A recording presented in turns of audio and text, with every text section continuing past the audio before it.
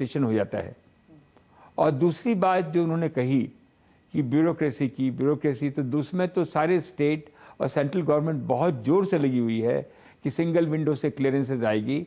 तो ये भी बहुत बड़ा काम, बहुत बड़ा जो रास्ता खुला है एंटरप्रेन्योर के लिए, बाहर वाले लोगों के लिए कि यहाँ आके इंडस्ट्री लगाएं, क्योंकि हिंदुस्तान में जितना प्रोडक्शन बढ़ेगा हमको हर हालत में अपनी गरीबी दूर करनी है, जो कि पॉसिबल है, और हर हालत में हम लोग को, हर आदमी, हर औरत को रोजगार मिले। रोटी कपड़ा मकान तो मिल ही रहा है, मकान की सब आज जो इंफ्रास्ट्रक्चर डेवलप हुआ है आप देखेंगे, मैंने तो 30-40 सालों में देखा नहीं। जिस हिसाब की फ्लाईओवर बन रहे हैं, जिस हिसाब से ब्रिजेज बन रहे हैं, जो रोड्स बन रही हैं, अच्छी रोड बन रही हैं, ऑटोमोबाइल आगे आ रही हैं, और जो एस्पिरेशन लोगों का हुआ है वो तो गजब ही हुआ है। आप देखिए आज के दिन हमारे हिसाब से 20% लोग जो है मिडिल क्लास के हैं, उसके बीच में 60% लोग जो हैं वो मिडिल क्लास के नीचे वाले, लोअर मिडिल क्लास के हैं, उनको रात दिन बेचारे मेहनत कर रहे हैं, और उसके ऊपर में अपर क्लास के लोग हैं जो कि सब कुछ अफोर्ड कर सकते हैं। ये बीच वाली जो क्लास है वो सारी की सारी मिडिल क्लास में कन्वर्ट होने वाली है, क्योंकि जिसके पास साइकिल है उसको स्कूटी चाहिए, जो स्कूटी है उसको स्कूटर चाहिए, जो स्कूटर है उसको छोटी गाड़ी चाहिए, सबको अपने मकान चाहिए, सबको एयर कंडीशन चाहिए, सबको वॉशिंग मशीन चाहिए। जो एस्पिरेशन जो आया है ये पूरी दुनिया में हलचल मचा रहा है। तो सर ये जो बिल्कुल सही आपने अपग्रेड करा कि लैंड अवेलेबल हो या और इकोसिस्टम बढ़िया से दिया जाए और ईज ऑफ डूइंग हो, कि कोई अगर यहाँ पे जैसे चाइना +1 या यूरोप +1 की बात हो रही, तो अगर उसको हम कैप्चर करना चाहते हैं तो ये फिर इजी अवेलेबल होना चाहिए, जो मुझे लगता है सरकारें कोशिश कर भी रही हैं, लेकिन इसको और एक्सपेडाइट करने की ज़रूरत है कि जिससे कि ज़्यादा से ज़्यादा लोग भारत में आके मैन्युफैक्चरिंग करें। लेकिन सर आजकल ये जो बड़ी चिंताएं अमेरिका और यूरोप और लंदन, पता नहीं कहाँ से रोज़ सुबह उठते हैं तो एक अलग सी खबर पढ़ने को मिलती है। कभी गोल्डमैन सैक्स कुछ बोल देते हैं, कभी ब्लैक रॉक वाले कुछ बोल देते हैं, कभी JP मॉर्गन वाले, ये क्या मतलब ये कुछ डर है क्या? नहीं, इन्फ्लेशन तो है ही, इन्फ्लेशन है, बाहर में उसका प्रभाव आना है। कभी कभी ये रिसेशन आना अच्छा भी होता है, उससे करेक्शन हो जाता है, लेकिन इंडिया को हर आदमी ने कहा है कि इंडिया में इसका इफेक्ट कम होगा, क्योंकि ये लोग मैच्योर्ड इकोनॉमी है अमेरिका वाले। आज देखिए तो आप डॉलर इतना स्ट्रांग हो गया कि हर आदमी डॉलर के पीछे देख रहा है। अब हर country, 3-4 country south east Asia अपनी अलग करेंसी बना रही है, जिससे कि डॉलर पर प्रेशर कम आ जाए। हम लोग आपस में जो ट्रेड करेंगे हम अपनी करेंसी से कर लेंगे, उसका भी बहुत फ़र्क पड़ेगा। और यूरोप में गैस की प्रॉब्लम है, हर आदमी परेशान है, UK में भी परेशान है। इन सब मामलों में आगे आने वाले दिनों में इंडिया एक स्वीट स्पॉट उभर के आया है।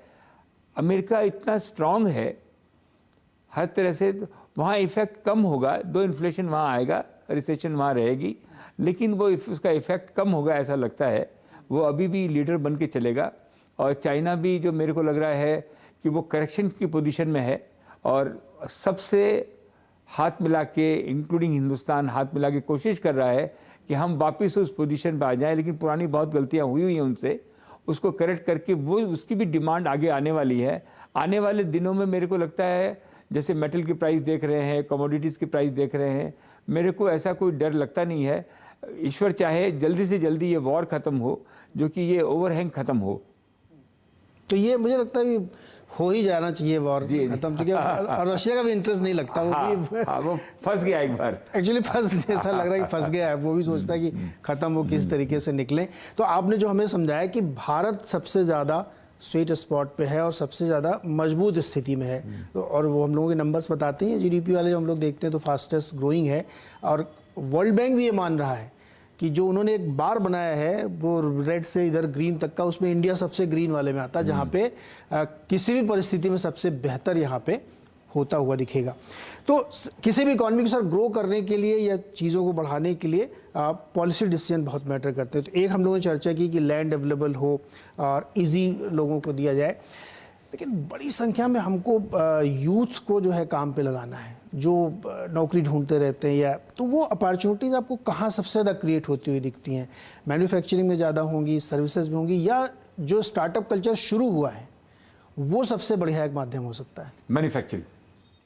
मैन्युफैक्चरिंग में, क्योंकि हिंदुस्तान आज के दिन भी 73% जो उसके इनकम है वो इंपोर्ट में खर्च होती है, और ऐसी कोई भी चीज़ नहीं है जो हम यहाँ नहीं बना सकते हैं।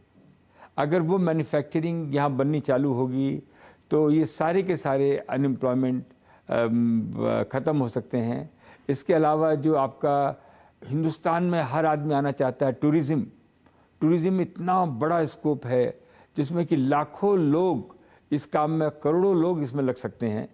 ये बहुत बड़ा, हर स्टेट में एक अपॉर्चुनिटी है, उसको ज़्यादा से ज़्यादा government has no business to be in a business.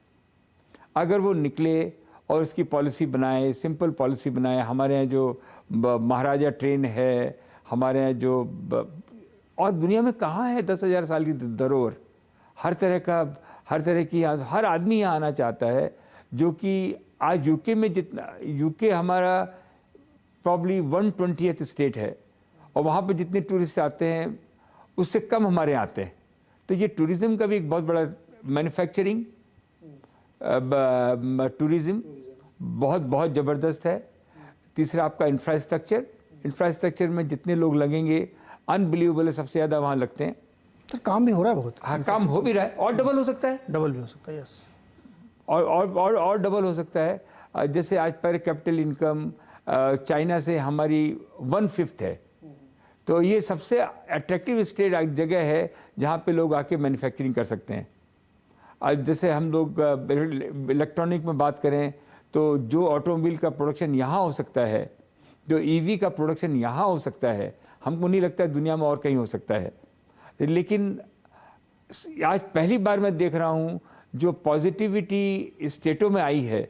मैं आज 4 दिन से देख रहा हूँ, 4 दिन में मैं 4 स्टेट के चीफ मिनिस्टर से मिला, और चारों के चारों चीफ मिनिस्टर इस तरह की बात बोलते हैं, दिल से बोलते हैं कि हमारे यहाँ ज़मीन की प्रॉब्लम नहीं है, हमारे यहाँ किसी क्लियरेंस की प्रॉब्लम नहीं है, आप आके हमारे यहाँ फैक्ट्री लगाइए।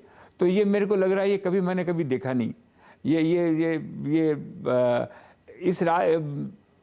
एक अद्भुत बात ही हो रही है। तो मेरे को लग रहा है कि बाहर वालों को भी, यहाँ वालों को भी एक अपॉर्चुनिटी है जिससे कि रोजगार में फ़र्क पड़ेगा।